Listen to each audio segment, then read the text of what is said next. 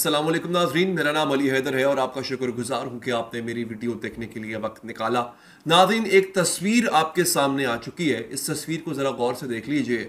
आप लोगों में से अक्सर इस तस्वीर के से शनासा होंगे और आपने इसको रीपोस्ट किया होगा, देखा होगा, लगाया होगा। दोस्तों, इस एक तस्वीर ने तहलका मचा दिया है। नाज़रीन, रफ़ा पे जो पिछले दिनों इसराइल ने बमबारी की है, वहाँ पे 75 के करीब लोग या बाज़ इत्तलात के मुताबिक 100 के करीब लोग जिंदा जल गए, जिनमें अक्सरियत ख़वातीन और बच्चों की थी। उस पर हर कोई बोल उठा है। अमेरिका के अंदर आवाज़ें उठ रही हैं, पूरे यूरोप के अंदर आवाज़ें उठ रही हैं। अब बॉलीवुड इंडिया में आवाज़ें उठी हैं इसके ऊपर। यह एक बड़ी अहम खबर है कि बॉलीवुड बोल पड़ा, हॉलीवुड बोल पड़ा है। बड़े बड़े हॉलीवुड के एक्टर्स जो है वो बोल पड़े हुए हैं। नाज़रीन, एक तो मैं आपको बताऊंगा कि इंडिया के कौन से बड़े बड़े अदाकार और अदाकाराओं ने गजा के लिए आवाज़ उठाई है, रफ़ा के लिए आवाज़ उठाई है। इसके साथ साथ नाज़रीन, मेरे पास कुछ बड़ी खबरें भी हैं। खबर ये आई है कि सऊदी अरब ने इसराइल के खिलाफ कमर कस ली है। सऊदी अरब ने इसराइल के खिलाफ बयानात देना शुरू कर दिए हैं, जो कि अपने आप में एक बड़ी बात है। तीसरी बड़ी खबर नाज़रीन इस वक्त यह है कि ईरान अगले चंद दिनों के अंदर अंदर एटमी ताकत बनने जा रहा है। ये खबर कहां से आई है, क्यों आई है, ये भी आपको बताता हूं। दोस्तों, इस वक्त 142 kilo enriched uranium, basically enriched uranium जो होता है वो मादा होता है जो एटम बम के लिए इस्तेमाल होता है। 2015 में एक एग्रीमेंट हुआ था कि जिसके बाद ईरान से कुछ पाबंदियां उठी थी कि ईरान यूरेनियम एनरिचमेंट करेगा, यानी बारूद को मजीद बेहतर करेगा, सिर्फ और सिर्फ किसके लिए?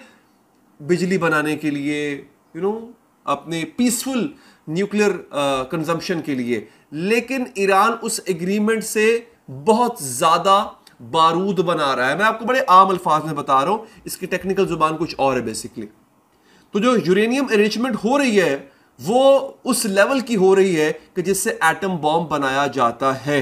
The international atomic energy agency claims that Iran has now 142 kg of near weapons grade uranium, और ये 30 गुना ज्यादा है जितना ईरान को अलाउ किया गया था। एक बॉडी है, एक इंटरनेशनल इदारा है एटॉमिक एनर्जी एजेंसी के नाम से, इंटरनेशनल एटॉमिक एनर्जी एजेंसी के नाम से, जो फैसला करती है कि किस मुल्क के पास एटम बम होना चाहिए, किसके पास नहीं होना चाहिए, किस मुल्क के पास यूरेनियम की कितनी मिकदार होनी चाहिए।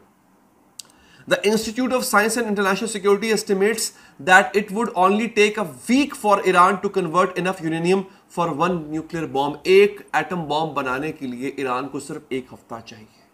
उसके बाद ईरान एटमी सलाहियत का हामिल मुल्क बन जाएगा। और सबसे बड़ा खतरा इसका किसको है? इसका सबसे बड़ा खतरा है, अल्लाह भला करे, इसराइल को। अब आ जाते हैं दूसरी खबर पे। दोस्तों, ये तस्वीर मैंने आपको दिखाई, बेसिकली इस तस्वीर का मकसद क्या था? इस तस्वीर का मकसद था नाजरीन के किसी तरह से फलस्तीनियों से इज़हार यकजहती किया जाए। अच्छा, ये तस्वीर आप कोई भी ऐसी पोस्ट, फेसबुक हो, इंस्टाग्राम हो, इन दोनों प्लेटफॉर्म्स पे अगर आप कोई पोस्ट लगाएंगे जो फलस्तीन के हक में होगी, इसराइल के खिलाफ होगी, तो फेसबुक, इंस्टाग्राम आपकी न सिर्फ वो पोस्ट हटा देंगे बल्कि आपका अकाउंट या डिलीट कर देंगे, शैडो बैन कर देंगे। लेकिन किसी सियाने ने बड़ा कमाल का काम किया। उसने आर्टिफिशियल इंटेलिजेंस के जरिए एक फोटो जनरेट की, यानी वो कंप्यूटर जनरेटेड फोटो थी, कंप्यूटर से बनाई गई फोटो थी, एआई जनरेटेड फोटो थी।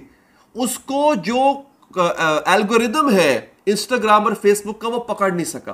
अच्छा, उसने कहीं नहीं लिखा फलस्तीन का लफ्ज इस्तेमाल नहीं किया, गजा का लफ्ज इस्तेमाल नहीं किया, इसराइल का लफ्ज इस्तेमाल नहीं किया। उसने लिखा रफा, और रफा में भी क्या लिखा? ऑल आइज ऑन रफा, यानी तमाम आंखें इस वक्त रफा की तरफ देख रही हैं। बेसिकली ये इजहार था फलस्तीन से इजहार यकजहती का। अब इस तस्वीर को हम पाकिस्तानियों ने, मुसलमानों ने, फलस्तीन से मोहब्बत रखने वालों ने तो शेयर किया ही किया। हैरानी इस बात की थी नाज़रीन कि इसको भारतीय अदाकाराओं और जो हॉलीवुड के अदाकार हैं उन्होंने भी शेयर किया। दोस्तों, इसको सोनम कपूर, अनिल कपूर की बेटी हैं, खुद भी बहुत मशहूर अदाकारा हैं इंडिया की, उन्होंने इसको शेयर किया, अपने इंस्टाग्राम पे उन्होंने लगाया और लिखा कि at least 45 Palestinians were burned alive after Israeli strike triggered a fire. यानी खुद वो कंडेम कर रही हैं कि ये जो है ये एक किस्म से एक जेनोसाइड है, ये एक नस्ल कुशी है। The airstrikes burned the tents are melting and the people bodies are also melting। यानी वो अपने दुख का, अपने गम का इजहार कर रही है सोनम कपूर। अच्छा जनाब, उसके बाद अदाकारा हैं समांथा, उन्होंने भी इसराइली जहरियत पर, उन्होंने कत्लेआम पर अपनी पोस्ट लगाई। वरुण धवन, ये बहुत मशहूर अदाकार हैं, इंडिया के डेविड धवन उनके बेटे हैं और खुद भी बहुत ही फेमस एक्टर हैं, हीरो आते हैं। उन्होंने भी यही जो है वायरल टेम्पलेट शेयर किया अपने इंस्टाग्राम पर।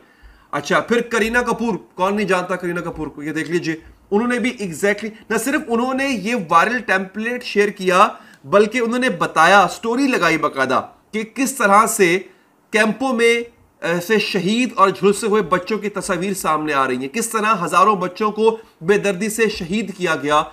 और करीना कपूर ने फौरी तौर पे जंग बंदी का मुतालबा भी किया है। फिर प्रतिभा रत्ना, ये भी एक एक्ट्रेस है, इन्होंने भी एग्जैक्टली यही लिखा है। ये लापता लेडीज के नाम से एक बहुत मशहूर वेब सीरीज अभी हाल ही में आई है नेटफ्लिक्स पे, उसमें इन्होंने अदाकारी की है। इसके अलावा मलाइका अरोड़ा है, फिर रश्मिका मंदाना है, सैफ अली खान के बेटे हैं इब्राहिम अली खान, उन्होंने लिखा है। पलक तिवारी हैं, ये आपके सामने तस्वीरें आ रही हैं सबकी। सोनाक्षी सिन्हा है, आलिया भट्ट है और सबसे मशहूर भारत की अदाकारा माधुरी दीक्षित है, उन्होंने भी एग्जैक्टली यही तस्वीर शेयर की है। और ये बात सिर्फ यहां पे खत्म नहीं हो रही है दोस्तों, हॉलीवुड के एक्टर हैं जॉन क्यूसिक, वो बहुत अरसे से फलस्तीन के हक में बात कर रहे हैं, उन्होंने भी एग्जैक्टली ऐसी ही तस्वीर शेयर की है। जॉन क्यूसिक की बात कर रहा हूं। फिर एक बड़ी मशहूर वेब सीरीज है ब्रेकिंग बैड, अगर आपको शायद याद हो, उसके हीरो हैं, उन्होंने भी यही तस्वीर शेयर की है। आखिर में last but not the least, David Beckham, कौन नहीं जाता डेविड बैकम को। डेविड बैकम ने बाकायदा इंस्टाग्राम पे एक पोस्ट लगाई है और उसमें भी उन्होंने लिखा है कि images of burn children and families emerging from bomb tents in Rafah shocks us all. मैं वर्ता हैरत में हूं, मुझे धचका लगा है ये तस्वीर देख के जिसमें लोग जिंदा जल रहे हैं रफा के अंदर।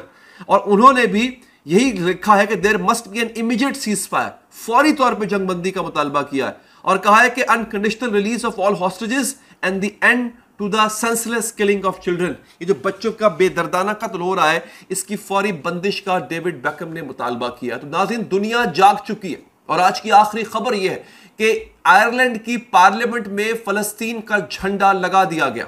ये इमेजेस आप भी देख सकते हैं, आपके सामने आ चुकी हैं। आयरलैंड उन पहले ममालिक में से है, यूरोप के पहले ममालिक में से आयरलैंड है जिसने ऑफिशियल तौर पे न सिर्फ तस्लीम किया था फलस्तीन को, बल्कि आज उसका झंडा भी लगा दिया। कल मैंने आपको बताया था कि 142 कंट्रीज ऐसे हैं बशमूल आधे से ज्यादा यूरोप के जिन्होंने फलस्तीन को तस्लीम कर लिया। ये बहुत बड़ी कामयाबी है अहले फलस्तीन के लिए। अपना बहुत ख्याल रखिए, अल्लाह ने के बाद।